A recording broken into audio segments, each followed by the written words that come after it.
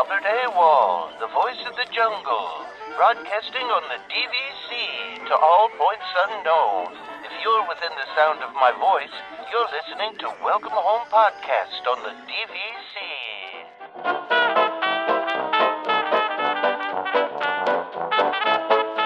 Hello and welcome home. This episode of Welcome Home is brought to you by DVC Resale Market.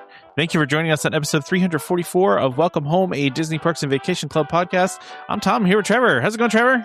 Hey, good morning. How is your Saturday going? We are telling people when we're recording. You're breaking the fourth wall here, man. What are you doing? But it could be Sunday next week, so you never know. Well, that's true. They don't know when we record, you know. Yeah, that's true. Yeah, exactly. I mean, there's a lot of time on Saturday. You don't know when we're recording. But we used to record Sundays, and then we changed to Saturdays. But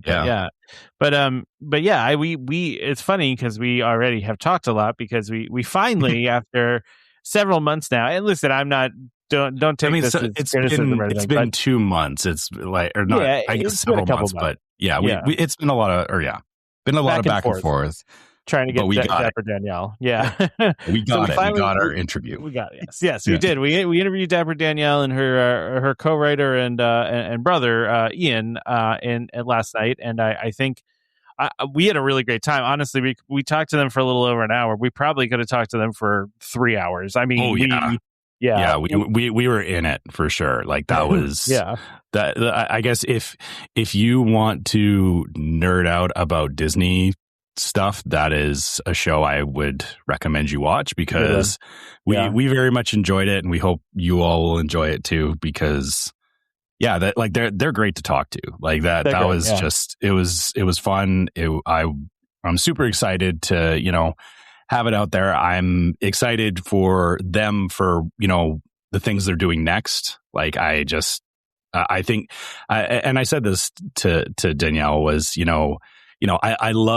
I love that there is somebody out there that is so passionate about like documenting and like understanding all the little bits of what actually goes into Disney, because it's not as clearly documented as you think it is. And it's very cool that she is like super passionate about that.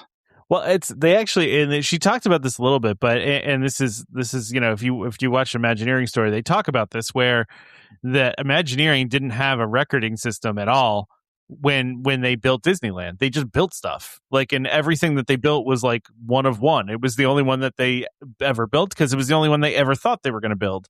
And then it was actually them going to the Asian parks, building the Asian parks, where they had to start documenting everything and creating records for everything. And that's when they finally started kind of like having some record keeping. But Danielle makes a joke in this episode about how bad the record keeping is at Disney. So but it is funny though, because they've always the Imagineering kind of operated like that, where they just built stuff. And sometimes I'm sure it's a lot better nowadays than it used to be, but the historical part of it not so great.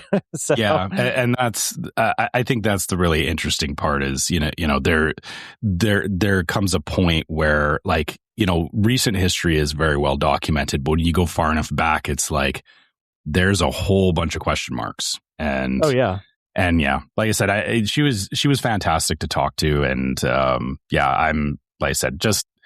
I'm glad we finally got to do it because, she's somebody that I think aligns with, our same passion around Disney. And, because there's like the storytelling and, I love like, being immersed in it. But then I also love like that next step of like, oh, how did they do this? Or what is the intent? Or what is like even you'll hear it on the episodes. Like there's little things that she brought up that like they like even in her book that we were talking about. Like she didn't explicitly call these things out in the book, but then like she brought up things that I was like, I would not have even thought about that in like my normal walking about Disney, but it makes sense. Like when she brought it up, I was like, oh my goodness, like it opened my eyes to like, it seems obvious, but it's like you almost need like a neon sign, like saying like this is what we're supposed to be doing here, right? So Yeah. Well, and I mean, I don't know exactly what you're referring to, but the World Showcase discussion. That's what I thought, because, and I just as a preview to this, and by the way, we did do this episode on video, so this will be a video that's on YouTube. This last time we did it with her, we did it audio only. This time we decided to do video, which is very exciting. That we decided to kind of do something a little bit different this time around, and it was nice to have her there on video too, to kind of see her. Because she's like me, and if you watch any of our videos, I am very expressive with my hands and face and stuff like that, and she's the same way. She's her hands and face, and making all sorts of gestures. But as a preview, she makes a very very compelling argument for starting in Canada in the World Showcase. And the thing that actually got me, Trevor, was not even the facts that she had in the book of why you should do it. It was that the Imagineers designed the view of each pavilion to be from that direction. Yes, and there was intent with it, and you don't think about it, right? You don't.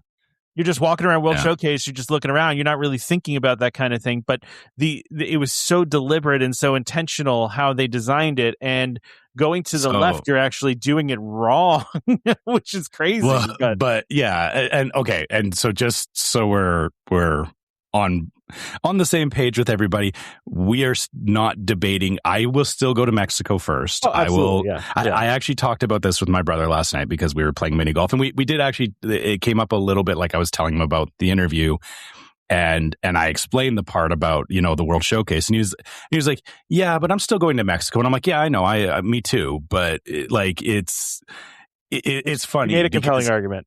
Yeah, it's very compelling, and I'll still go, and like it will change how I look at things, but it was just funny because even outside of all of that discussion, it's like, yeah, I know that this is the right way, but I'm still going to go the wrong way. I'm still going the wrong way. Yeah. I mean, to be fair to her though, like I have gone every time I've ever gone on the International Gateway. I feel like we always go right. So like after, and so that way, you're right. That's where it actually makes sense. It's just for some reason coming from like World Celebration, just doesn't make sense for some reason. It does, yeah. and there's something there that's breaking my brain, and I'm not quite sure what it is. But yeah, please, we're gonna probably put that out in the next week or so. So please check that out. Give us some feedback on it. We're excited about it though. It was a lot of fun. Like I said, we probably could have talked forever about it. And it is our typical kind of interview where we're not just talking to her about the book. I appreciate that because a lot of times when you have people coming on to promote things, they only want to talk about that thing. And we did talk a lot about the book, but we also, we asked some crazy questions. There was some Disney nerd talk. There was just, we had some randomness and there was rabbit holes. So it's a good time. Yeah, it really was. So please check that out. Just, next week or so, look for that. So. Yeah.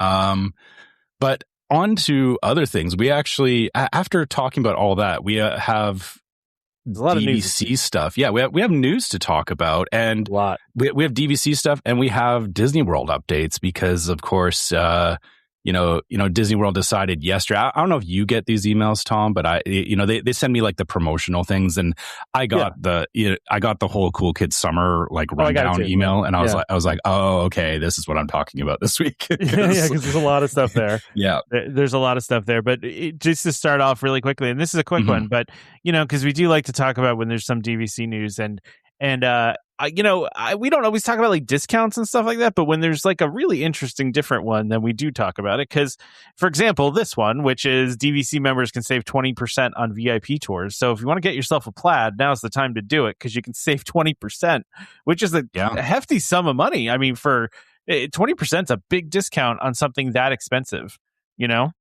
Yeah, for sure. And also, if this is something where, you have a big family trip planned, like, I would say put this on the table because it's up to 10 guests as part of a group. So, you can have, if you're splitting it between a couple of families at all, and the 20% discount on top, like you said, it seems like a good time to have a plaid. Also should point out that they say most dates through April 26th to October 3rd, 2026. They do explicitly call out blackout dates for May 22nd to 26th and July 3rd to 5th, which I'm guessing are because of, sorry, what is that holiday called for you guys? I'm sorry, I'm being very Canadian right now. It's Victoria Day for us in May. For you, it's Memorial Day. Yeah, Thank you, Memorial Day. Yeah, sorry, I was like, I want to say it's Victoria Day, and you would have been like, "What are you talking about?" Yeah, I've learned my Canadian holidays. Okay, So and then obviously July 3rd to 5th is Independence Day. So understandably, they're that they're not going to do discount anything at those times. They also love doing new things Memorial Day weekend, which is a theme of what we're about to talk about in a few years. But they love opening new attractions Memorial Day weekend. Like, I feel like that's always like when they do things. But listen, 20% off. You're talking a VIP tour can be anywhere from $450 to $950 an hour, and you have to do it a minimum of 7 hours. So like, you're talking that's a really hefty discount if you're a DVC member. Yeah. So yeah, I don't know if it would make me do it, but it would certainly make me think about it. Yeah, I mean, it's one of those things where if the stars aligned and it was like, oh, hey, I don't know, it's nobody has a couple $1,000 sitting around, but if for some reason it was like I had the means to justify it, and even if it was like, well, it's close, but it's a little too expensive, I would probably do the mental gymnastics to make it happen. Again, a 20% discount, like you said, is like, that's pretty huge when you really think about it. Yeah. Yeah, it is. So I want to move on from that though, Trevor, because this next thing, I'll just play the music, man. Tom, okay, yeah, go do it. Reckless speculation. So reckless, Trevor. It's so reckless. It's so much speculation. We may be wrong, we may be right, but it doesn't matter because it's reckless speculation. I forget who it was in the Discord who said they were walking around the grocery store the other day and they were singing this in their head, and I was like, mission accomplished. Yeah. But okay, so it would be wild to hear that in a grocery store. I know, right? But, I think he said at first he thought maybe he was hearing it in the grocery store. Listen, I mean, I would love to make a deal with grocery stores, just to play. But I think Food Time would go better, but grocery store anyway. But okay, so we need to talk about this, Trevor, because this feels to me like this is going to happen, but it also feels too crazy to happen. Okay. Right. So we've been wondering since they announced the Cars ride, we've been speculating how they're going to do this ride. Right. Because they about a year ago, they showed kind of like them doing like off-roading and like golf carts for it. And it looked like it was going to be this kind of off-road thing. Now, if you've seen what the Cars ride is over at California Adventure, or they use the test track system, which has you're a very defined track that you're going on. But this felt different, and we've been trying to understand how they were going to do it, and we might have an answer. And this is reckless speculation because we don't know, but this feels like a really well timed patent, and it feels like this patent is really geared towards this ride. I mean, yeah.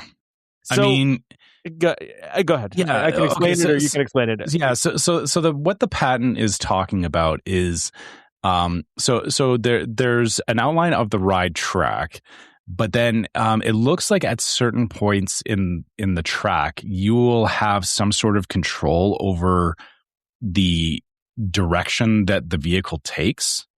So the part that they're specifically calling out is they're saying there's off-roading sections. So here's the thing that I'm thinking about with this, I'm thinking that this could go one of two ways, because you were just talking about, we were kind of assuming this was going to be a Radiator Springs Racers type ride initially, right?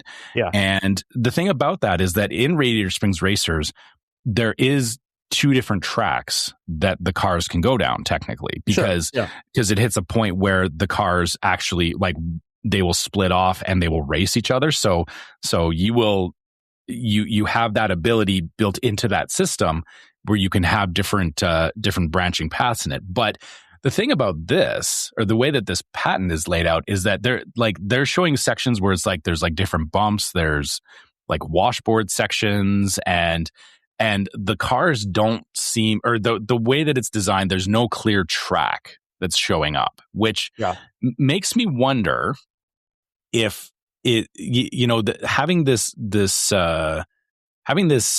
patent, I'm wondering if it might be a hybrid system, because I know, like, and I'm assuming like you were thinking of this as like, it'll be like a trackless ride, right? Where the entire thing is trackless, but then at certain points maybe you can drive it a little bit. Yeah, but I'm wondering if they like. I'm kind of envisioning a hybrid system where it like you have like set sections where it's like I said, the larger track is like, you have it moving along like a Radiator Springs type track, but then maybe it decouples at some point and it's able to do like these off-roading sections and then comes back onto the track again. Like, yeah. So I don't see it in this article that I sent. Oh wait, no, it's there. So it's as per the patent, the ride vehicles will be able to navigate terrain through a track guide wire, and guests will be able to control some elements within a set of parameters.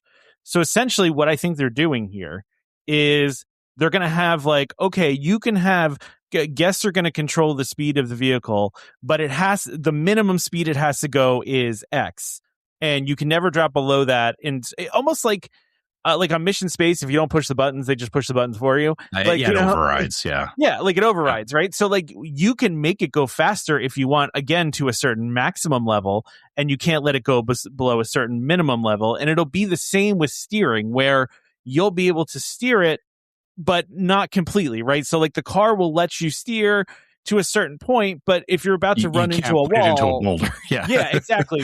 When you're about to run it into a wall, it takes over. It's almost like the thing on my car that drives me insane, where like if I veer out of the lane a little bit, the steering wheel like steers me back a little bit. I don't know if you have that on any of your cars, but I mean, I'm not veering out of my lane, so I'm not either. But sometimes it misunderstands the lines on the road. But anyway, it's kind of a similar thing to me, where it's like it's almost pushing you back into the safe guide path. But if they do this, if they really do this, this is crazy. I mean, it really is. The potential of it is very insane, because that puts it. We always talk about this with rides, is the rewritability of them, where it's even like Haunted Mansion, it's a set path, but because of the fact that there's details, you're able to go back and ride it again, and you can see little things, and it is a different experience every time. But this is, like you said, it's another level of, maybe the first time through a section, you're completely over to the right and you're, it's very bumpy. And then the next time it's very smooth, or maybe you're hitting like I'm actually envisioning, I'm looking at these designs, and it doesn't explicitly say it, but I'm envisioning like possibly like a water element, like moving through a creek or something. And then, they show like washboard, like bumps and stuff like that. So, I mean, the interesting thing about that is then it becomes it kind of becomes a little game in and of itself, of like which is the best path to take, like which line should you be taking through the ride, which that's always fun too. Like it becomes again, if this all comes to fruition and this is actually how the ride plays out, is then it becomes a thing of like, you're not just going on the ride, you're starting to talk with other people, like, oh, what elements did you do, or what are the best elements of the ride, and then it becomes a silly like rating game of like how to optimize it, which I mean, that's whatever, like you could, like, that's fun too on a different level, but it's such a cool thing that they're trying to do this, and like you said, this is a patent. We don't know what it's actually going to look like, but based on the videos and everything that we saw, that they are trying to really like capture that off-roading element of it. I hope this is as fantastical as I envisioned it in my head. Yeah, I mean, seriously, because the idea of, because you're basically, what's also cool about this though, Trevor, is you're almost taking you're taking what Autopia was originally, right? There was a time where there were no rails, right? Like, yeah, there was a time where you could just drive the car and bump into each other and do crazy stuff, right? And like, that's what they're doing here, but they're doing it in a controlled way that not only keeps the guests from hitting things, but also keeps the ride moving along. Because you also have that problem with, Autopia, Tomorrowland Speedway, whatever. You take your foot off the gas. Yeah. Some kid just stops in the middle of the track and now there's a backup forever, right? Like Disney does not like those kinds of operational issues, right? Like that slows down the hourly capacity of a ride, and that is not okay. So doing this, they maintain control while also giving people, I don't want to say it's the illusion of control, because there is an actual piece of control there in this patent where you're choosing the ride path. It may be a defined ride path, but you're still doing it. There's some agency on it, which then comes the next thing about this. And again, so just a reminder to everyone, we are speculating on this, so we could be totally wrong. But then comes the next problem of this, which is the Smuggler's Run problem. Is there like a way to get around it, or like a hack? No. So the problem. Who's going to drive? Who's going to drive? So the problem with Smuggler's Run is there's 6 seats in the car, and only 2 people are actually the pilots. And if you have people at the front that are pilots, that kind of the same problem as Autopia, where you're not, they're not driving, or they just take their hands off the controls, and it doesn't do anything. It's the same problem that, the experience is like less than ideal, right? So, because you're basically, somebody has control of the car, but if you're in the car with somebody that is controlling it and you don't have any say over what happens, I mean, you are literally just along for the ride, but it's the same problem of, somebody can steer it into nothing, or the most tame path when you're looking for the most exciting path or whatever. So I mean, I'm wondering how this is going to play out, is if it's going to be, if people have control over it, then are people then vying for the seat in the car that has the steering wheel? Yeah, of course. Yeah. Right? Well, some people don't want to drive though. Like my wife wouldn't want to drive. She would want. Fair.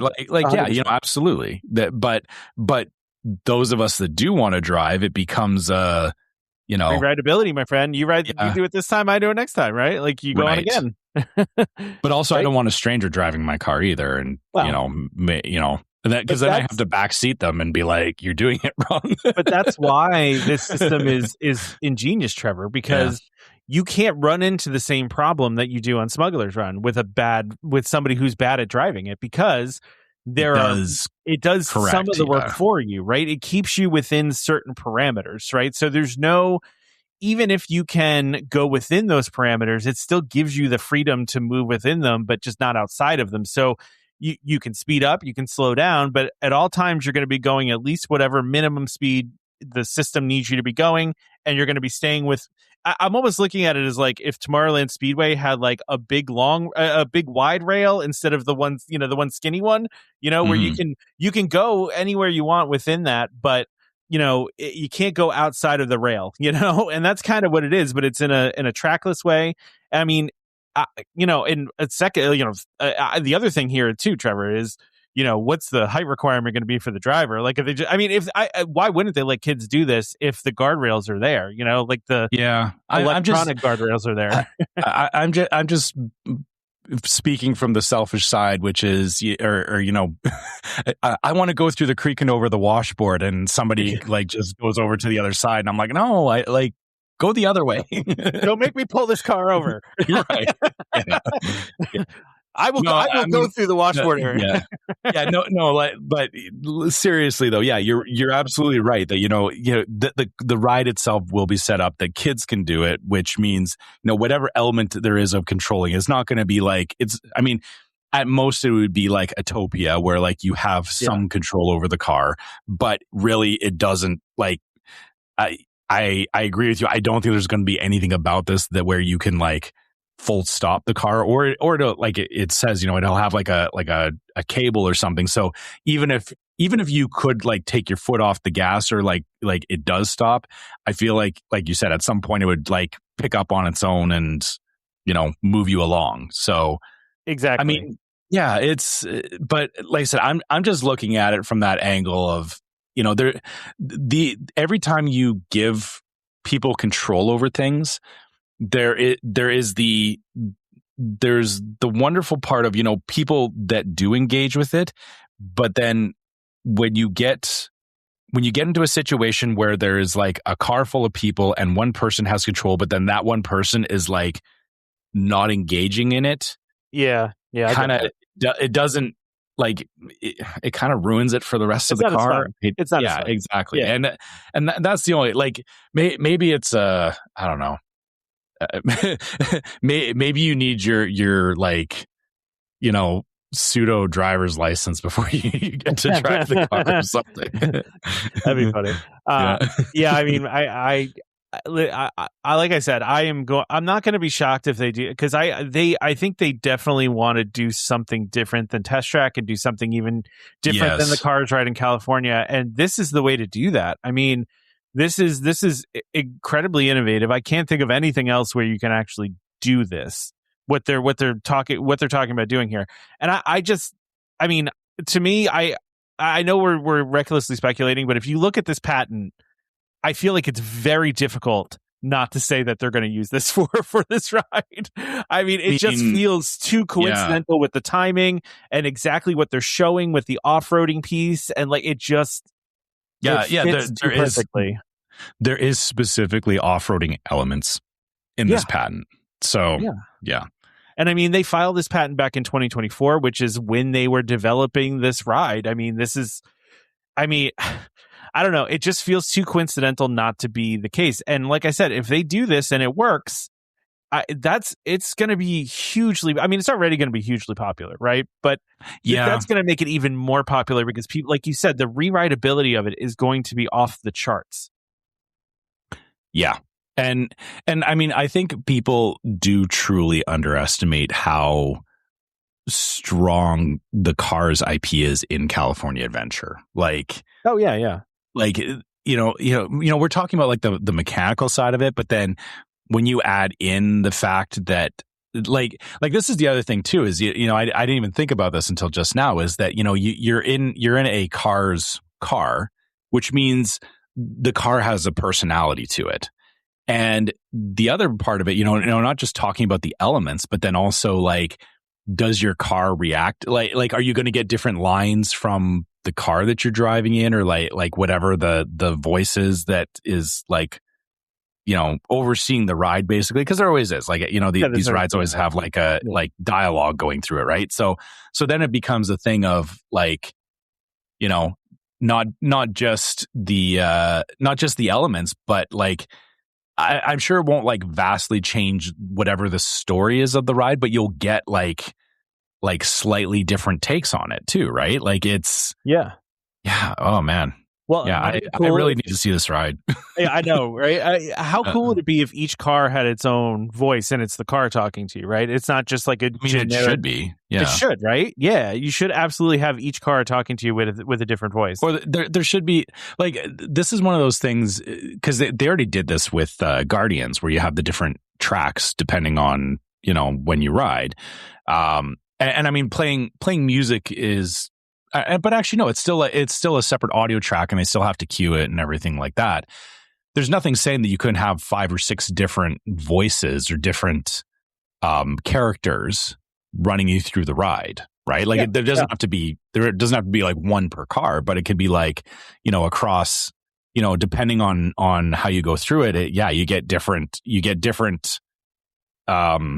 voices. And then also, like, and, you know, further to that is, hey, you know, if we're overlapping things on top of things, you know, add in the technology from Star Tours that has the branching paths in Star Tours, where, you know, as you progress through the ride, maybe the you know, there is different sections where you just will never get the full, like, same interaction through the whole ride from the car that you're in. So yeah, absolutely. Yeah, lots of potential here, both from the, like, there better be talking cars. Like, that's all I have to say. They have to be talking cars. I mean, Radiator Springs had that. Like, your car wasn't talking, but like you were seeing all the characters through the ride, right? So maybe it'll be like that. But like, I really, there's so much potential to this. I to your point about the strength of the Cars brand. I just was looking this up, right? As of the end of 2025, the Cars has sold $21.5 billion in between merchandise and the films. So like, just, and I know not everybody loves Cars. It's not everybody's favorite movie. The first one is very good. The second one is extraordinarily, I don't want to say polarizing even. I don't really know anybody that likes the second one. I like the second one. My son grew up on Cars 1 and 2. And like, so we were in that sweet spot where he was like of that age that, Cars was very much a thing in our house. Like, we had, Radiator Springs Racers was like mind blowing to all of us. Like, my son was like, blown away. We were like, wow, like this is, because we had watched enough of it that we were like, okay, this is like bang on. The thing that I get about, or I get the polarization about Cars is that, I liked the characters in Cars. I know that, there's Tow Mater was voiced by Larry the Cable Guy. And I didn't realize this until like actually pretty recently that apparently depending on the age group you're in, like some people either really like Larry the Cable Guy and some don't. And and like that shouldn't matter. Like it's the problem of like there's a lot of Disney stuff where it's like, oh, people voiced it and whatever. And it's like, you don't have to like the person that voiced it, but it's like the product is still good. The end result is still good. And then that's the thing about Cars is that, I get some people don't like Cars, but I mean, there's a reason that the IP has done as well as it has. And there's a reason that it has one land and it's getting a second land. Right. And so, you can be like, oh, I don't know why they're putting Cars in Magic Kingdom. It's like if you don't know why, you honestly just haven't been paying attention. That's not to say that like you need to be like into it, but it's like you can acknowledge that something is good and famous and all that, and it's like, but you don't have to like it. Like there are so many things that and okay, you can come for me if you want. I've never watched Game of Thrones. I don't have any desire to watch Game of Thrones. I understand why it's famous, why it's popular. It's not for me, right? And so Cars doesn't have to be for you. You don't have to go to Piston Peak. Is all I'm saying. You just leave it for the rest of us, right? Yeah.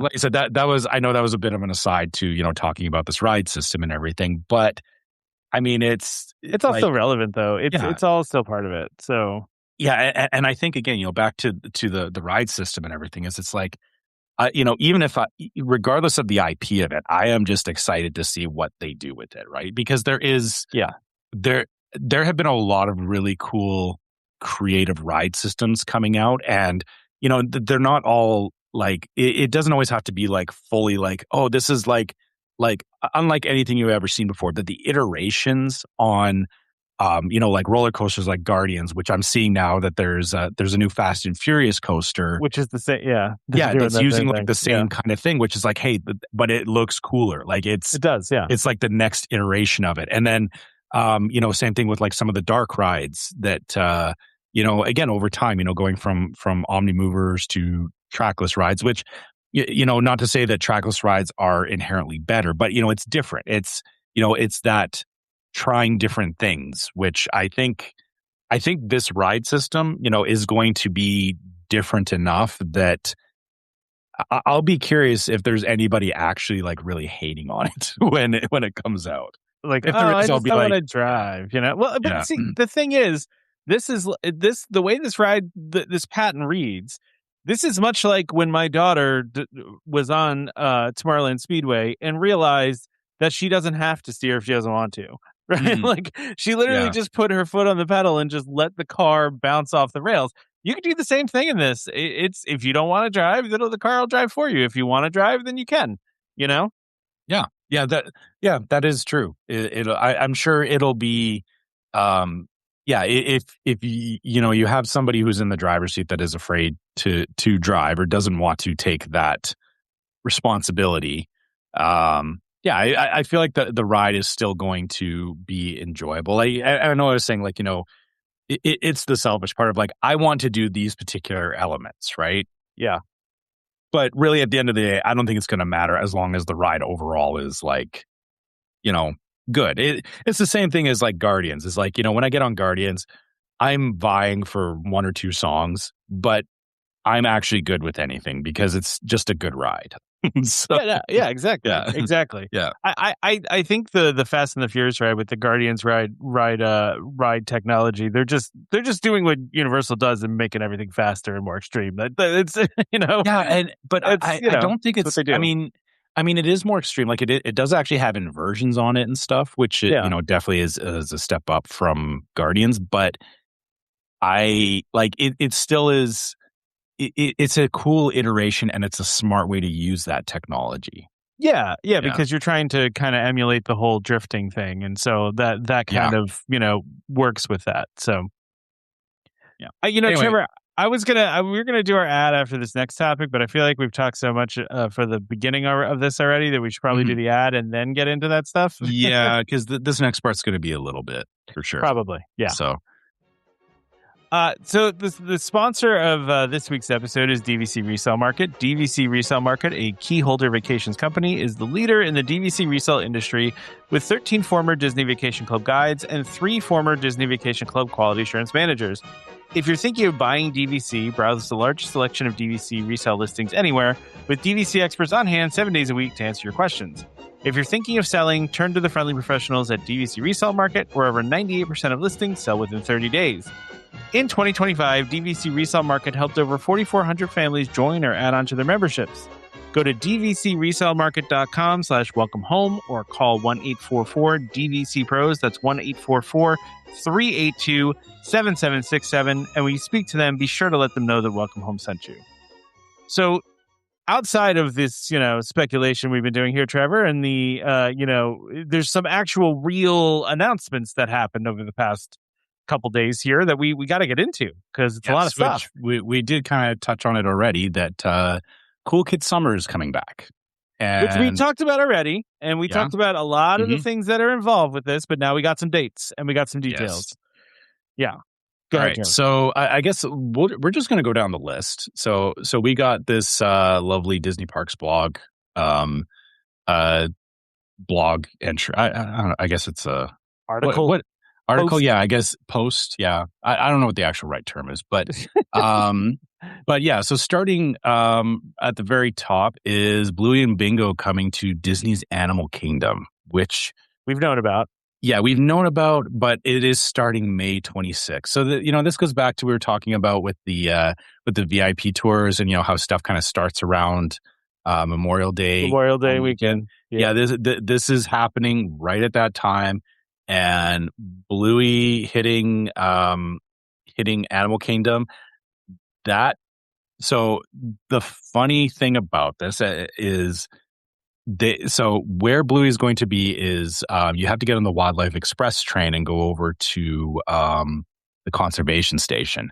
That train is going to be so busy. That train is never has been busy as it is going to be now.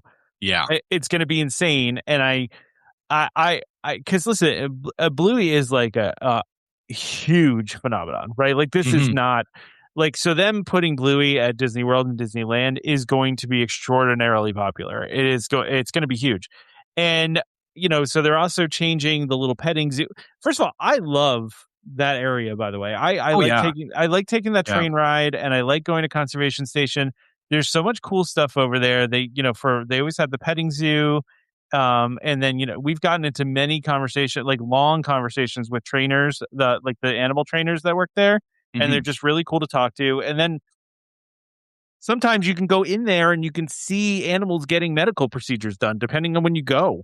Yeah. Which we've seen before, and is very, very cool to see this because it's literally just a big open window.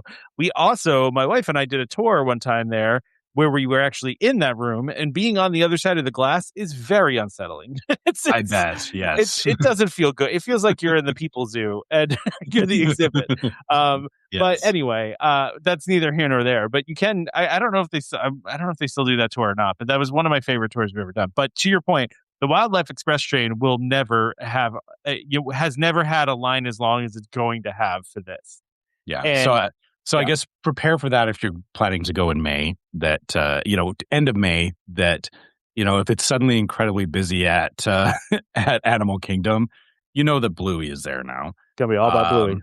Yeah. And the other thing too, is they even, I'm actually curious how this is going to play out, because, a lot of the, the petting zoo is, they have a certain animals at the petting zoo. Basically goats. Yeah, but they talk about they say in here, even discover animals native to Bluey's home country, Australia, at Jumping Junction. So obviously that they're I mean they won't have kangaroos out that kangaroos in a petting zoo is a bad idea, but there are other animals native to Australia that are very cute, and that I wouldn't be surprised if you have trainers come out, because that was part of it too, is like you said, like there was the like petting zoo, but then they would have people come out with like an animal that a handler could keep on them, and so it wasn't like they weren't just like free roaming animals, but it was like you'd meet like a turtle or something like that, where you would be there with the handler, and I love those kinds of interactions, and I'm hoping that having Bluey there, because they're obviously representing Australia, you will see a lot of very cool Australia animals that you normally wouldn't get to see. I'm hoping that's the case. Like they're saying, they're talking about discovering animals. There may just be sometimes that's just like they'll have like the informational things, like kind of like museum stuff or things you would find at a zoo. But I'm hoping that there is more unique interactions on top of the Bluey and Bingo meet as well. Oh, for sure. Yeah. I mean, there's a lot of really cool, animals that are indigenous to Australia. So, I mean, maybe they'll do like, I mean, I think wallabies are okay, right? Like wallabies won't mess you up, right? I don't think. Have you ever seen a quokka? I have not seen a quokka, but I just Googled this, and it's known as the happiest animal in the world. And they are the cutest thing in the world. That has to be AI. That's not real. No, those are quokkas. I've seen Steve Irwin interact with those. Oh my gosh. Quokka. Google it. Yeah. The cutest thing I've ever seen. Yeah. That would be amazing if they had those. They're so cute. Yes. And you got wombats you can have. I don't know. Are wombats dangerous? I don't know. They got Tasmanian devils. I don't think Tasmanian devils are. I mean, the name is very intimidating, but I think it's a misleading thing. Yeah.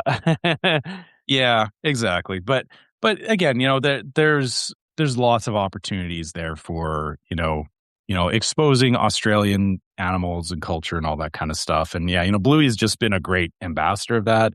And, having it in the parks is going to be, I'm really going to be interested at how I'm predicting this now is, I'm going to look on Reddit that week and people are going to be like, what's with the wait times at Animal Kingdom? Because it won't just be Bluey, right? Like, there'll just be more people in Animal Kingdom because of Bluey.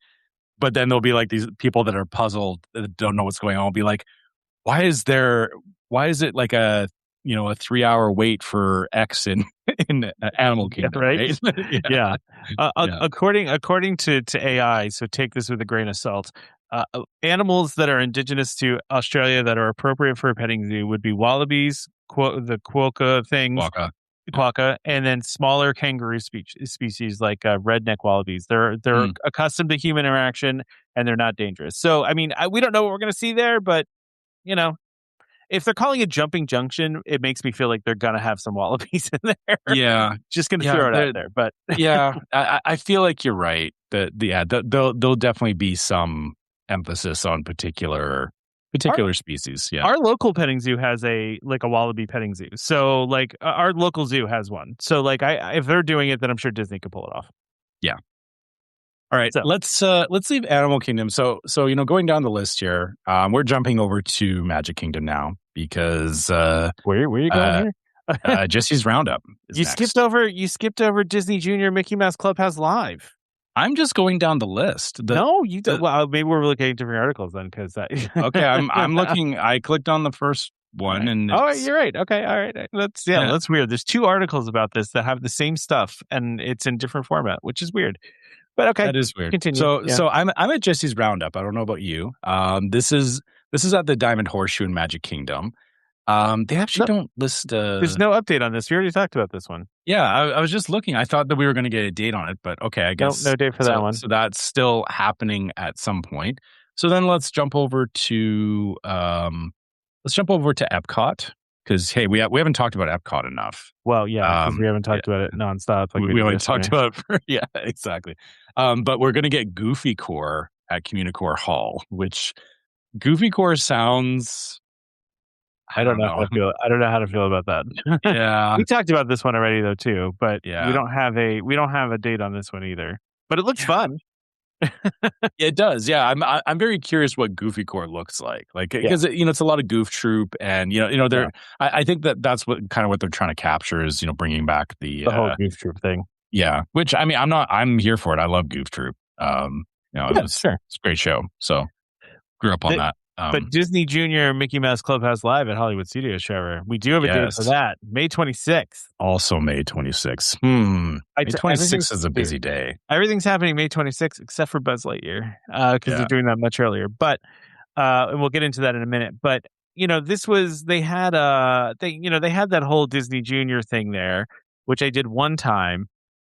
Wasn't a huge fan of it. Now, given it's not for me. Yes, back to my earlier point about not everything is for everybody. Yeah, no, I don't. My daughter may be too old for this at this point because she's Disney Junior is really towards much, more for the younger set. But she might still enjoy it too because she still likes all the characters and the songs and everything. Yeah, I feel like Mickey Mouse Clubhouse is in that 2 to 5 or 2 to 6 kind of age range, or at least. For us, that was kind of where my son was at. I think by the time he was 5, he was completely done with it. But we had a little bit of a go around with Mickey Mouse Clubhouse. But same thing as I get it, great for people that are in that group that they can their kids enjoy it. But I would only go there if I was dragging my kid there, ironically, to punish him for something. That's funny. I would tell it, if something happened on a trip and I was like, fine, you know what, I'm not going to ruin this trip, but you're going to come sit through Mickey Mouse Clubhouse. Sit through Disney Junior, and you're going to like it. my teenager has to sit there and I'm going to record you. I'm going to send it to your friend. That's the real punishment is the proof of it. Yeah. I'm going to skip ahead, Trevor, because a lot of this stuff is stuff we talked about already that we don't have updates on. Right. So I'm looking for dates So, but what we do have, and I think is really big news is the reopening of Buzz Lightyear Space Ranger Spin. They do have a picture in here that I don't believe they've shown previously, which has these really cool I don't know, electrical wires or something going on there, and this whole emergency escape hatch. I don't remember seeing that before. That I don't think that was there. I thought this looks like how I need to go back and look now at Buzz Lightyear. I feel like this was there, or it was. Maybe it wasn't labeled as escape hatch, but I remember this is at the very beginning of the ride. I don't think it has the effects like this though. I think the wiring is definitely new, but it's a static image. I don't know. I'm assuming this is very animated and moving and all that. So, so Buzz Lightyear is going to be reopening on April 8th, and the thing that makes me the most mad about this day, Trevor, is that this is the day that I am getting off my cruise. And we were looking for something to do on that day before we go to Vero because we get, you get off the ship super early in the morning and, you really kind of have the whole day there. So I'm just like, man, I wish we were going to go to Magic Kingdom that day because I could get on it. I could be one of the first people, on it. That'd be so cool. Is Magic Kingdom the opposite direction from where you're going to Vero? Yeah, because from Port Canaveral, it's kind of like, and Florida people are going to kill me for this because I'm probably misrepresenting this, but it's kind of like west from Port Canaveral, and to go to Vero, I just basically go due south. So I'm going in the opposite direction that I need to go. Now, that being said, the distance from Magic Kingdom to Vero is not that far. It's like, I think it's like an hour and a half, 2 hours. So it's not like a huge deal if we were to do that. I think at this point, though, that there's a 0% chance that I'm convincing my wife to do this. So, like, I don't think it's going to happen. I mean, so here I'm just looking at Google Maps right now, and I'm just trying to figure out how you could accidentally get lost. It's 2 hours from Magic Kingdom to Vero, which is not bad. I can do that. That's easy, Yeah. Okay. Yeah. I see that. But then going to Vero. Yeah. Okay. Yeah. So, and I mean, from Port Canaveral, it's not that far either. So, it's totally the opposite direction. It is. It really is. So, yeah, it's straight west from Port Canaveral, basically, and then you have to go like southeast to get from Magic Kingdom to Vero. But listen, I wanted to do the parks. I was trying to get the parks done, and I was very much told no on that. So, it is what it is. I like how, Trevor, you're just gonna be like, I'll just start driving and hope my wife doesn't notice where we're going, and they'll be like, surprise, we're going to Magic Kingdom for the day. Listen, sorry. I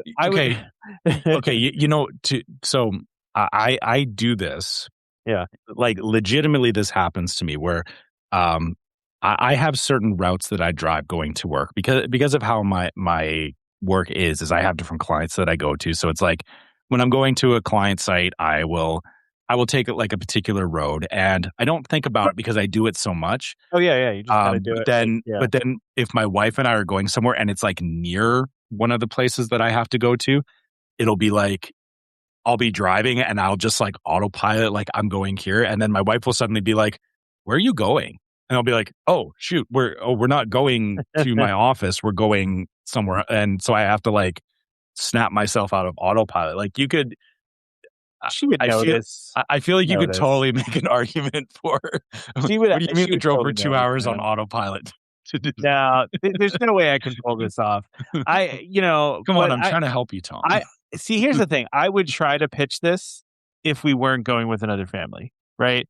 Fair, yeah. It's really because we're going with the other family. Like, if we weren't going with the other family, I would be like, "Hey, you want to do this?" And my wife would probably still say no, but at least I could ask. But let's get back to Buzz Lightyear anyway. But so brand new ride vehicles, and we talked about this on the Debra Danielle episode, even though we were talking about Epcot. We did talk about the fact that they finally replaced these ride vehicles. Now, the last ones that they had were the original ride vehicles from when Magic Kingdom opened, right? So that's how old they were. So the fact that we're getting new ones is great. But also, lots of upgrades here. No more stiff plastic button with, a laser that only sometimes works. And I don't know if you've ever gotten this before, but I had, we used to have the car sometimes that would, like, the little spin joystick was screwed up. So it just like jitter, basically. Yep. The gear was stripped, so you couldn't actually turn. Yeah. But now the laser guns are free. You can actually like take them out and hold them, so they're not attached to the vehicle anymore. They're like Disneyland. The Disneyland one's like that. Yeah. Yeah, and the targets actually react and light up when you hit them. The laser is always on, so it's not a situation where it's just when you hit it, it turns on. And there's new sound and vibration effects, and then of course this new character Buddy. But the one thing they didn't talk about before, Trevor, that I'm like really pumped for actually is the new on-ride photo, which includes your score and the total targets hit and the total special targets hit. I love this because I always felt like the Buzz Lightyear ride photo was kind of silly to have there, right? Like it's just you're concentrating on shooting stuff, right? And so it became kind of a thing with my wife and I, where every time we're on it, I always make a really dumb face. Like I try to find like a dumb face I hadn't made before, you know? You limit yourself to Buzz Lightyear for doing that? Because No, I do that I on could like do it for every most ride. things, Yeah. but especially this one. Like, so I do it on this one, and then I also do it on Haunted Mansion. But Haunted Mansion is usually like I'm trying to make like a really weird scared face, and then on this I'm just trying to make a dumb face. But now, like, you have a record you can take with you of how much you either, beat the people you're with, or they beat you. Now, when I showed this to my wife earlier, she said, "Oh, good. So we'll always have a record of how badly I beat you." Which, she's trash talking already. I mean, so my wife would the equivalent statement would be, "Oh, so now I can see how bad you were cheating," because she assumes cheating. that every time I do well at these things that I'm cheating. So I see. Yeah, okay. So I'll have a record of how I cheated her out of a win on Buzz Lightyear. That's pretty funny. Yeah, I know. Like we used to get really. I mean, here's the weird thing: is for some reason my wife beats me a lot in Buzz Lightyear, but I always destroy her in Toy Story Midway Mania. Like I always destroy her in that one, and she's like better at this one for some reason. I don't know why, but I mean, it's not to say I don't win on this one. I do, but my wife also has gotten, the Galactic Hero. She's gotten all the way to 99999, and which I've never done. Now, this is interesting, Trevor, because there was like a whole cottage industry around like how to get the maximum score in Buzz Lightyear. I'm pretty sure that's gone. Like this is all going to be new. I think. Oh yeah, scoring and everything. All of those videos will be invalid. That had all the tips. Although one thing I'm going to be curious about is how there will be throwbacks. There will be like, the back of the robot hand was, one I remember from like knowing back in the 90s even, that, I have to wonder if they'll put a couple of them in as like nods to things. But yeah, you're right. There'll be a whole new set of scoring and I do find it interesting that they list out special targets. I kind of like that though, because it's like, yeah, I just like the stats that are there. Yeah, but then now I'm going, okay, what qualifies as a special target? Well, that'll be the next one, right? Is what are the special targets? Yeah. This again goes down into that whole rabbit hole of like, like I talked about with the Piston Peak thing, is like figure out like the meta for how to like optimize the ride, right? Yeah, exactly. This is exactly the ride for that though. I'm excited to see when people actually get to ride this, and I'm sad that you won't be able to day one. Listen, but I might still bring it up. We'll see. There's hope still. I mean, we'll see. Yeah. I will take accountability for influencing you on this one. Oh, so. No, I hadn't even thought about it until I saw that date, and I was like, I just happened to be in that area on that date with nothing to do. Yeah, but you blamed me for planning the trip in the first place. And so if you end up at Magic Kingdom, then I guess it's my fault. No, I won't blame you for this. Now, the other interesting thing in here, Trevor, is they mentioned Big Thunder Mountain's reopening, but they don't give an actual date. They just say early May, which is kind of funny. Oh, interesting. Yeah. Like, is there some doubt about when, like, I feel like that means that there's some little piece that's not finalized yet. Yeah. Okay. Yeah. Maybe just give them a little bit of leeway or something. I don't know. Now, what about, I know Smuggler's Run is kind of a weird thing for me, that like it was a good ride, but they're doing this Mandalorian Grogu update, which is happening May 22nd. So again, everything's happening in May besides Buzz Lightyear. At least this one's like a week. Is like before everything else for some reason. Who knows? Yeah, but yeah, it's interesting that like they're doing a whole, or it's a new story thing. Now, I guess the one thing I was never clear on with these is this it'll just be the new Mandalorian Grogu thing from now on, or will they go back and forth?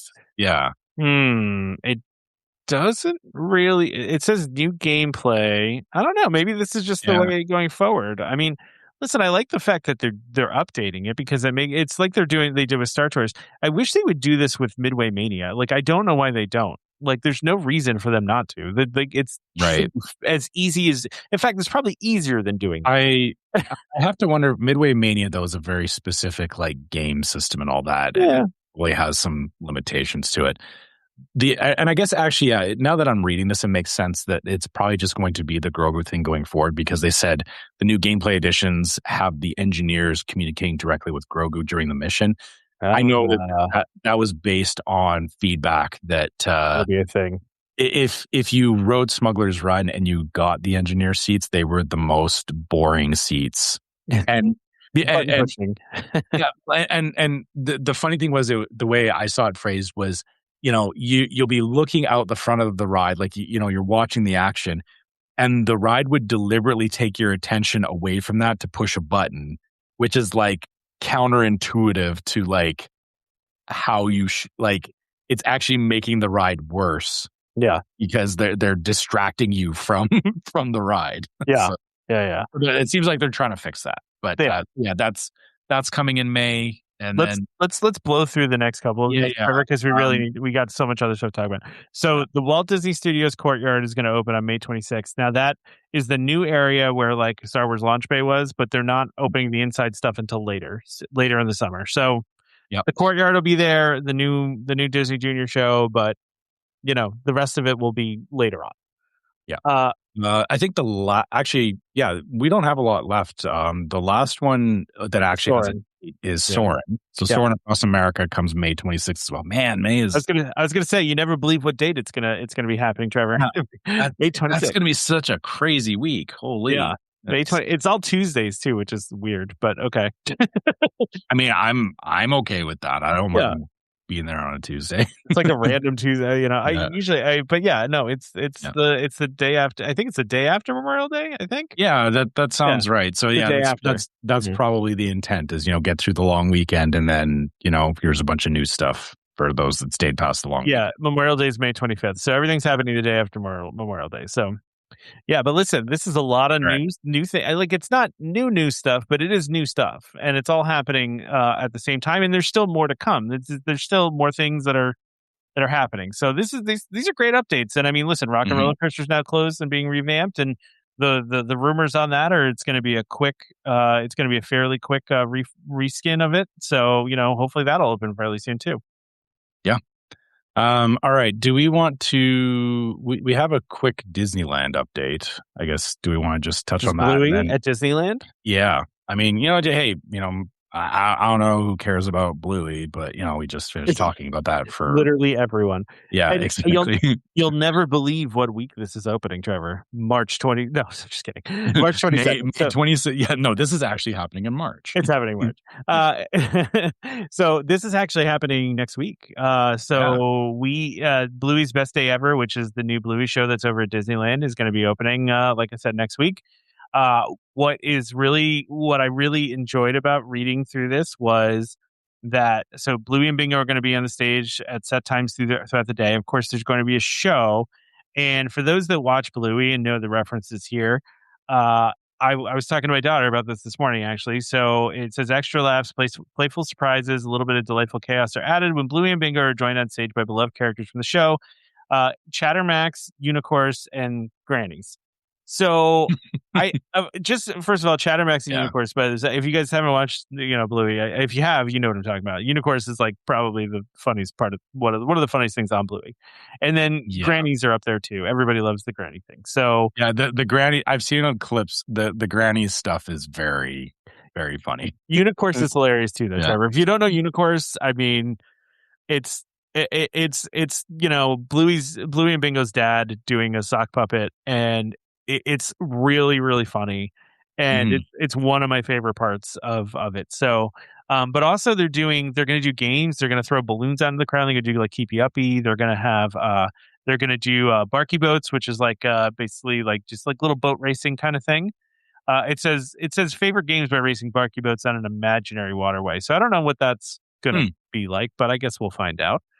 We'll get to the other stuff in this, Trevor, in the other part of what we're going to talk about. But but this is great. I was talking to my daughter about this morning, and she was just like, "Oh, I want to do this." Especially when we talked about the food. When she saw the food, she lost it.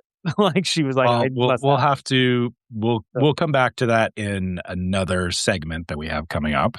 You know what? Let's forget about this Winnie the Pooh. No, we can't forget about Winnie the Pooh. It's the 100th anniversary of Winnie the Pooh. I know we can't just gloss over Winnie the Pooh, right? Yeah. Or can we? Yeah. I mean, we can a little bit. It's Winnie the Pooh is cool.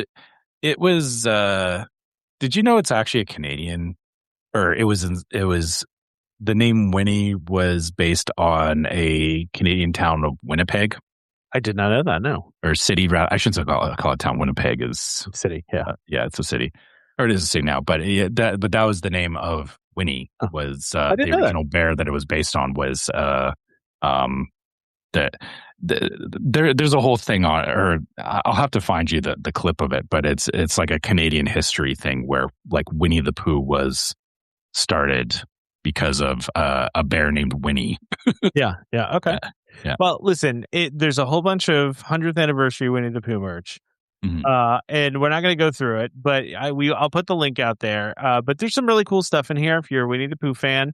There's some really like neat like bags and like shirts, and I know there's my daughter, her favorite character, but besides Donald Duck is her favorite, but second favorite would be Eeyore. So anything with Eeyore on it, she's all about it.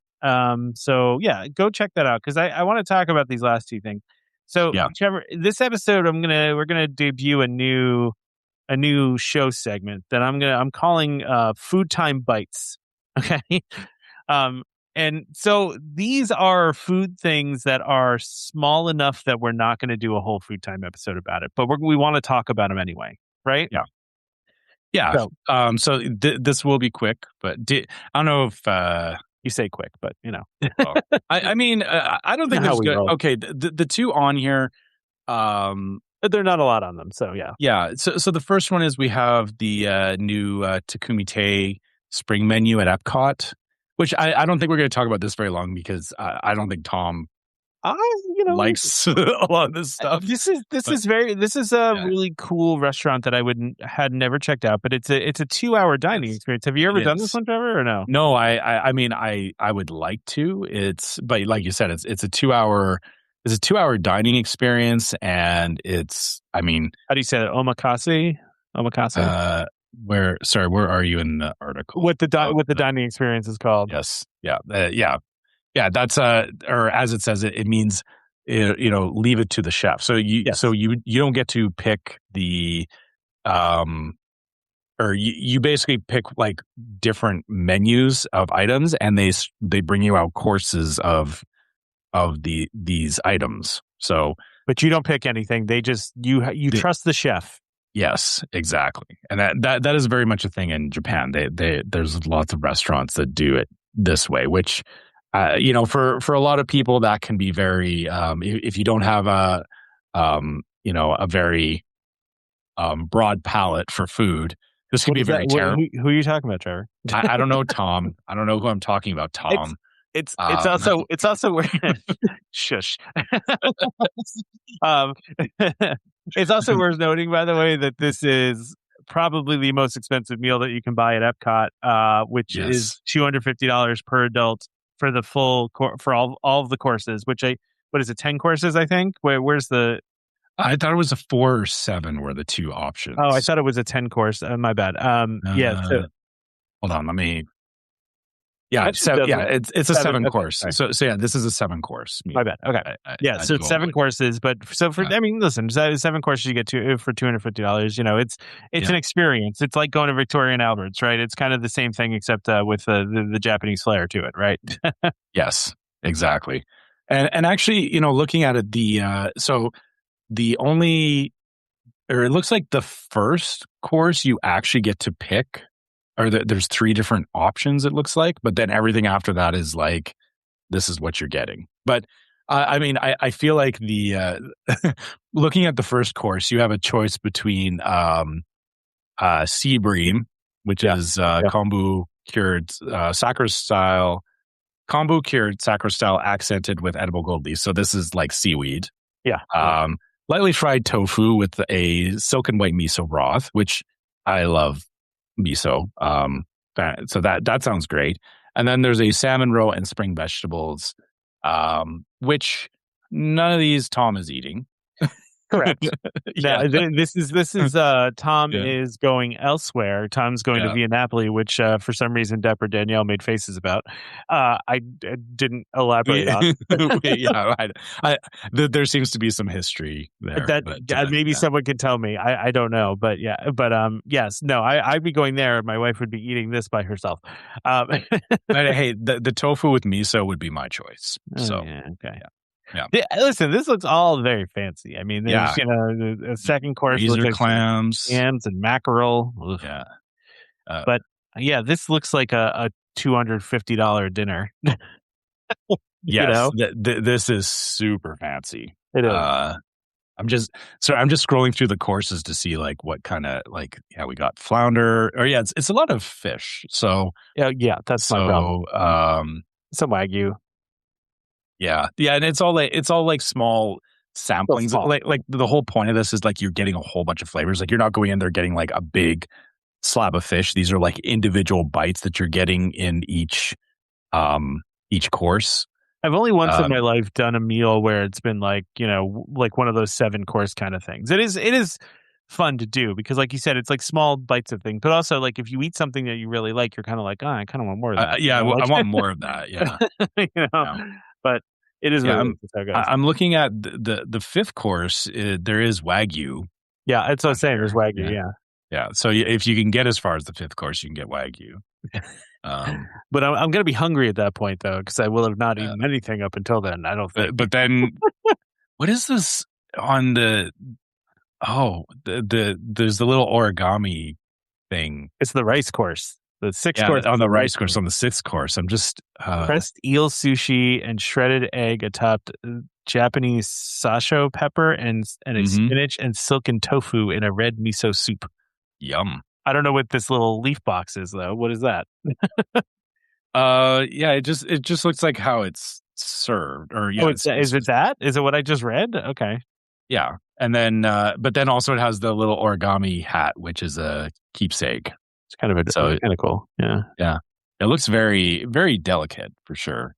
I would eat some dessert here. I got strawberry baked cheesecake, like a strawberry. I don't know how to pronounce that, but I'd eat it still. So that would be daifuku. Okay. Which it's. I know it could be read another way. But see, Trevor. My mind didn't even go there. Okay. But I just didn't even want to try it for the to not screw it up.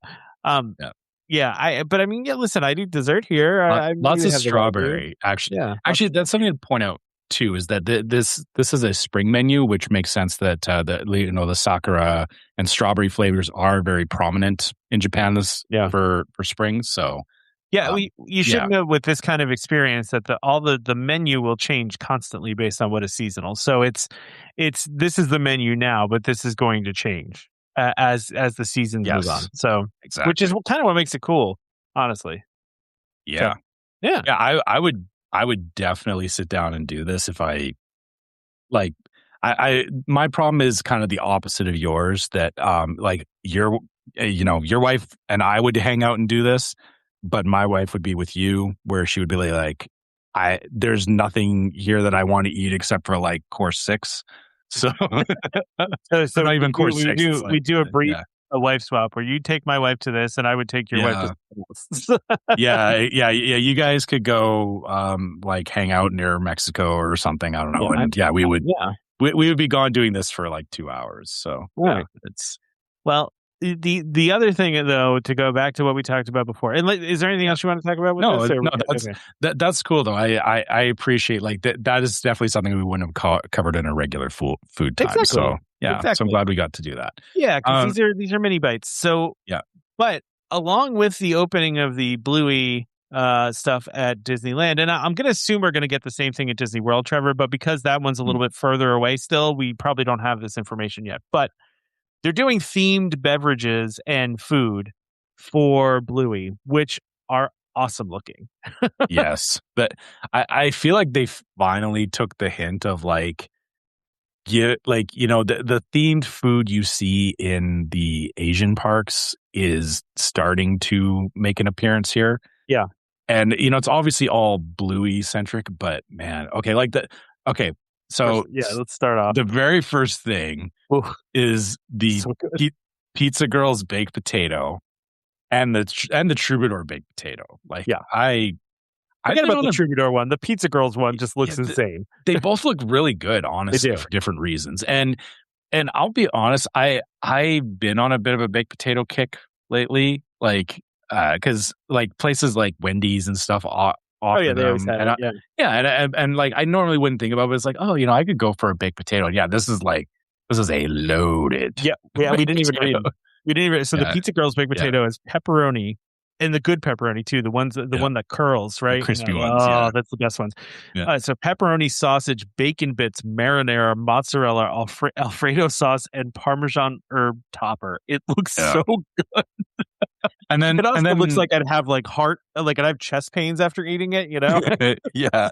You need to walk a lot to get burn that one off. Yeah, and then I guess this is a classic one is the Troubadour baked potato, which is butter, sour cream, cheese, bacon bits, and green onions. So if you don't, the Pizza Girls one is extra. Yeah.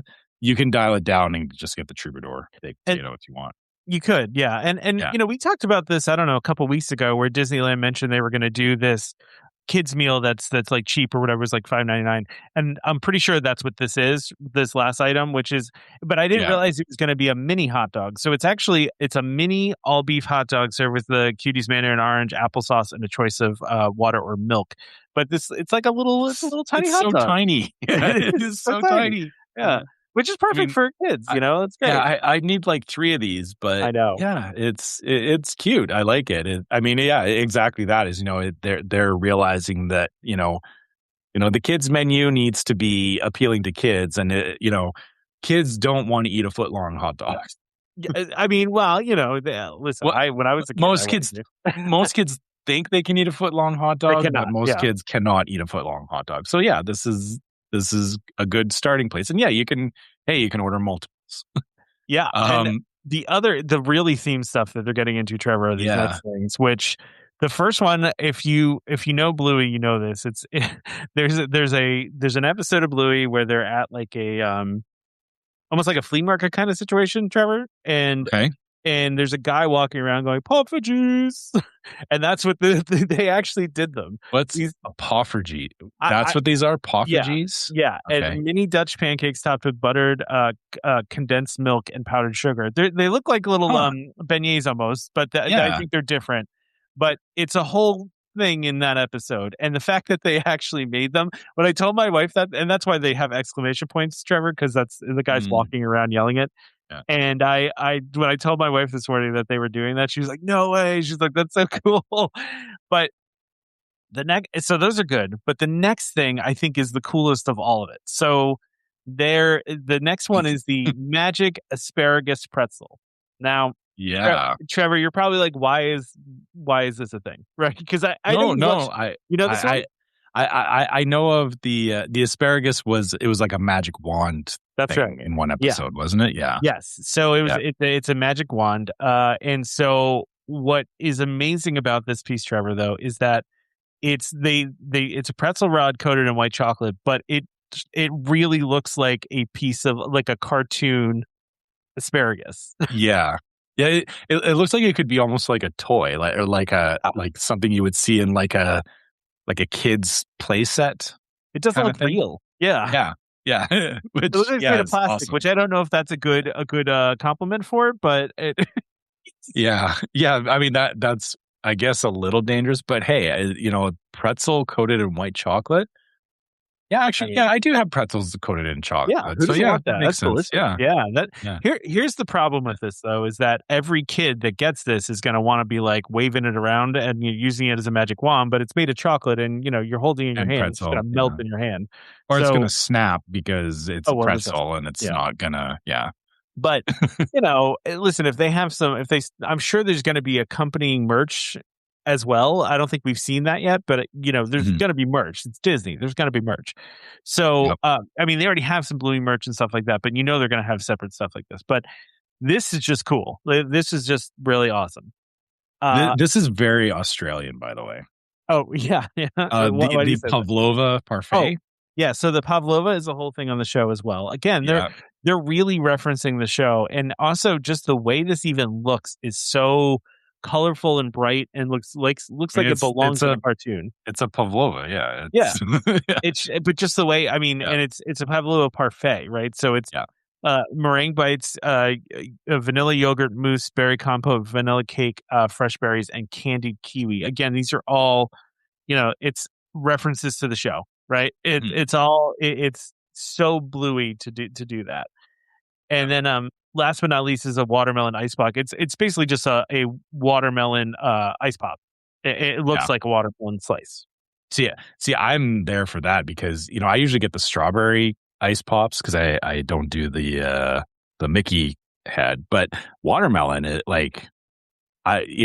regardless of the show, I hope that this becomes a regular thing, right? Like I get it's referring to the show, but it's like, can I just have this anytime, please?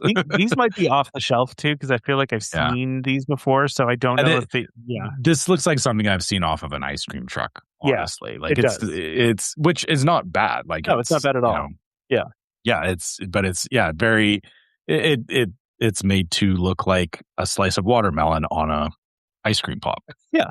Yeah. Now, on the less themed side of things is a mud cake cold brew for the adults. Fine. Just some Joffreys with malted milk topper, fudge brownie bits, and sprinkles. That probably has about 300 grams of sugar in it, which is fine. Don't care. Okay. I'm not really a cold brew person, so that's nothing. The next one though, I would get this. This is the lime ice block drink, which is pineapple limeade, coconut milk, and then the watermelon ice block that we just talked about is stuck in it. Yeah. But oh man, pineapple lime, dude, coconut, I would get that. Watermelon. Oh yeah, this is peak summer here. That sounds delicious. Yeah, I would absolutely get that. I'm not a huge coconut person, but coconut milk is fine with me. And I'm not really huge into pineapple, but I do like pineapple. Like the flavor of pineapple is fine. I don't like the actual feeling of a pineapple. I'm very much a mouthful kind of person, but. So the flavor of pineapple with limeade and then the coconut milk and then that watermelon ice block you just leave in there to melt. Kind of love it. It's non-alcoholic too. So it is a kid's drink. So yeah. I'm not sharing this with my kid though. Well, you might have to buy a separate one for him. Yeah, he can get his own. That's fine. Yeah. I don't care. I'm having mine. And then we have they're doing Disneyland does what they do and is having a sipper, a Bluey sipper. This is going to be very popular. I can tell already. Yes. And you can also see the fact that they're already saying limit 2 per person. It's just Bluey. And, really, if you want to think about this, it's not great that Bluey's just sitting on top of my drink cup, but that's fine. It's cool looking and my kid's not really going to think that way. Or she might actually. But this is, you remember we were talking about sippers. I think it was a couple of weeks ago that, the cup being separate from the actual sipper thing, this is it's sitting on top of the cup, but this is perfect because you can actually take it off, you can wash the cup, and then you can put it back on, and it's minimal having to mess with it, right? Exactly. This is how they should be doing sippers, in my opinion. This is the ideal sipper because, you said, it's easily cleanable and it's still cool looking. It's still they have the entire all of Bluey sitting on top of it. And Bluey all the way down. Yeah. And I when I was working on the rundown for the show, my daughter saw that and she's like, "Oh, that's so cool." And I'm like, and I just in a moment of parental stupidity was like, "I will get that for you. I don't know how, but I will get it." So yeah, I'm just I will get it because she will love it, and I can't not do it. So I'll get it somehow. I'll get one, but Yeah. Just cool. Okay, so moving on. This next one, I've seen this episode. Stumpfest. The Stumpfest cake, which is a chocolate roulade with a white chocolate mousse and ganache, and the outside is painted up very pretty, like they very rainbowy. Because they had the whole stump painted up, and it's got the flower on it and everything. Very cool. I like the nothing fancy on that one, right? Yeah, it's cool. The thing is that it's not like it's the reference, but it's not overstated, right? Agreed. Like it doesn't always have to be over the top, but it's like, oh yeah, I get what they're doing there, right? So Yep. Yeah. And then last but not least, Trevor, the popcorn bucket, which is and when I say popcorn bucket, it's not like the fancy popcorn buckets. It's the popcorn bucket that you buy that you can refill. It's like the ones that usually just have Disney characters on it. This one has all of the Bluey characters on it. And again, when I saw this, my daughter was like, I want that, because we have a bunch of the popcorn buckets, right? Yeah. And sometimes they had, when we were on the last cruise, they had some of the popcorn buckets that designs from the parks on the ship. So I'm like crossing my fingers that maybe they have this. It's going to be hard. Again, it's going to be hard to get this one. This is going to be one that's going to sell out. It's going to be another one of those things that people are really trying to get. It's basically the whole family sitting in the living room, and my favorite character, Muffin, is shoving popcorn in her face because Muffin is the greatest. So I think everybody, Muffin's the best. I love Muffin. So Muffin's doing what Muffin does on this popcorn bucket. But again, this is one that I really would like to try to get. Now, this one does say a limit of 10 per person, which feels excessive. 10. What are you doing with 10 popcorn buckets? Reselling them on eBay. Yeah, be honest. That's the only thing you're doing with 10 popcorn buckets is reselling them on eBay. Unless you're like a grandmother that has a bunch of grandkids, maybe. No. You're not. That's not actually happening. Don't kid yourself. Well, you're right. But listen, I think if this is an early, because this is probably not the end of this, Trevor. This is just what they're starting with, right? And I think if this is any indication of the theming that or the accompaniments, let's say, they're doing for Bluey, this is going to be great. I fully expect that Disney World will do the same thing, and maybe it will be slightly different, or maybe it'll be the same. But typically, Disneyland, Disney World don't do the same thing with this kind of stuff. So that's true. But I would hope with the popularity of it, I wouldn't be surprised. And again, this is me thinking, they're doing everything with timing and whatnot. I wouldn't be surprised if, we have the stuff going to Animal Kingdom first.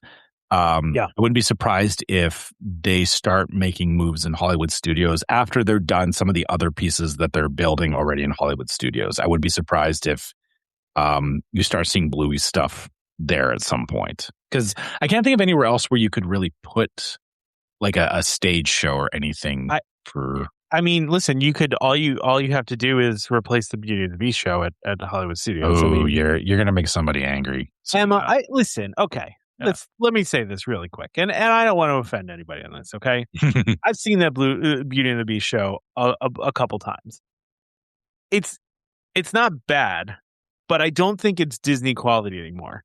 And right, and part of the reason is that show is way too short. They shove that entire story. The story is so truncated that it doesn't make sense. like it makes no, literally Belle falls in love with the Beast the second she meets him in that show. Immediately, because there's no time for them to develop it. Right. And it makes no sense. So when I saw Beauty and the Beast on the Treasure, so there's a Beauty and the Beast show on the Treasure. That's what I expect from Beauty and the Beast. The problem is my bar has been raised, Trevor. Okay. My bar has been raised after seeing the Beauty and the Beast show on the Treasure, because it was so good and so well done, and it gave the time to develop things in a way that made sense. I understand why they can't do that in Hollywood Studios, but listen, that show's been there a long time. Maybe it's just time to move on. That's all I'm saying. Yeah, no, I don't disagree. I feel Hollywood Studios is in a state of flux right now, and things like that do need to go away. I think I agree. But and yeah, you know, I think Bluey going into Hollywood studios would make sense based on everything we're seeing here. Like, you know, the fact that they're hyping it up so much in Disneyland, I would not be surprised if you've got people, you know, saying, "Great, now when are you doing Florida?"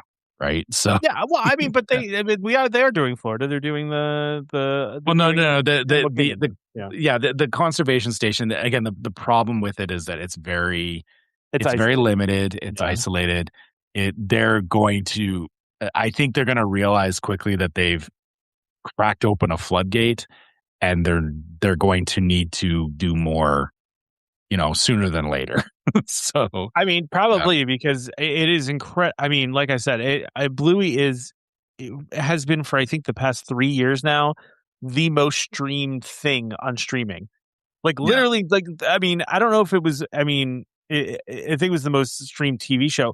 So I don't know if that was up to date since like Stranger Things came out or something like that. But if it even beats Stranger Things, like that tells you what kind of phenomenon it is. I feel like it is different because like people watch through shows like Stranger Things once, yeah, and don't go back and watch it. The thing about Bluey is like, you know, in households like, you know, with kids, those shows are on repeat all day. Like, you know, I was, you know, when my kid was younger, there was certain shows that was like, okay, we're running this all day. Like it's, So yeah, Bluey is in a different league than even something like Stranger Things. So Bluey was number 1 in 2025 with 45 billion minutes streamed. And that was more than Stranger Things at 39 billion minutes. Like they beat them by 6 billion minutes. I mean, to be fair, the fact that Stranger Things was at the end of the year and got that close is pretty impressive. But a lot of people probably did rewatches up until then because it had been such a gap. I mean, I know we did. Yeah. We watched the second to last season again just to catch up, right? But yeah, I mean, Bluey has been killing it in streaming for many years now, and the fact that they still because they were number 1 in 2024 at 55 billion minutes. I mean, they've just been dominating. It's insane. And it's not just Australia. It is everywhere. I know. I see it. Like, you know, even though I don't have kids in that age gap, like I said, I see it all the time. It's, you know, you see clips of it. I have friends with younger kids, and it's like, oh yeah, like you can't help but. It's the same thing we said earlier about like cars. It's like even if you're not into it, it's like you can't help but acknowledge like it's popular. It's insane, right? Yeah. And like I said, I've seen some of I've sat down and watched some of the episodes, and I get why it is as popular as it is. Like it's a very well done show. It's hilarious, and honestly. There are definitely jokes that are targeted at the parents as much as the kids, and I get the bandit, her dad. It's like I see where it's like, there's a lot of dad jokes in there, and I can appreciate that. 100%. So I'm a little surprised it took Disney this long to really capitalize on it, but now that they are, I think they're going to get a straight up attendance boost from these Bluey things. I mean, it's not going to be like, opening a new park kind of thing, but it will be busier just because of this. I think, I know you say I'm surprised they didn't get on it sooner. There is something to be said for not rushing things like this. Yeah. Like, I mean, it was the same thing with Frozen. It took them years to get Frozen really into things, Yeah. And like looking at like the food and the shows and everything coming from it, like you can see, like, as we were talking about, like, hey, the way that these things are themed, even though this Stump Fest cake, it's like, it's not complicated, but somebody put some thought into it. Oh yeah, like it's not just like let's just slap the Bluey chocolate piece on it and call it good. Like somebody put some thought into it. So I appreciate and I applaud that for sure. All I'm going to say is they better be running multiple trains for the Wildlife Express train. Like I hope someone can they do that? I didn't think. Oh yeah, they can. Yeah, because I thought it was just like it goes one, like it's one track going there and back, right? It actually is a loop. So there is a loop that goes all the way around. Oh, is there? Oh. Yeah. Weird. Yeah. So, but I mean, they need to. They can't just have that one train by itself. You know, so the line will just be, it'll be out of this world for sure, or at least that first week. Yeah. According to Wikipedia, they do have 3 trains. So if they just need to run all 3 of those trains. All right. They have to. Yes. I mean, it's going to be too crazy not to. So yeah, I would not want to be standing there waiting for that train. Like that's. Yeah. I've waited a long time for that train before, but I also always suspected they were just running like 1 or 2 trains. But yeah. I mean, in the off season, it is definitely like, or I guess, like I've stood there like for maybe 5 minutes, but like it gets hot out there too. So yeah, that's why my wife hates going to Animal Kingdom, because she always claims it's like the hottest park, which It's very humid. I think that's the thing. Is it's more. I know Florida is generally humid, but Animal Kingdom is more humid than other areas of Disney. Yeah. Okay. Yeah. Well, let's wrap it up. There's a lot of good news this week, man. Really cool. That was quite a lot that we great stuff though. Yeah. Exciting stuff. Yeah, for sure.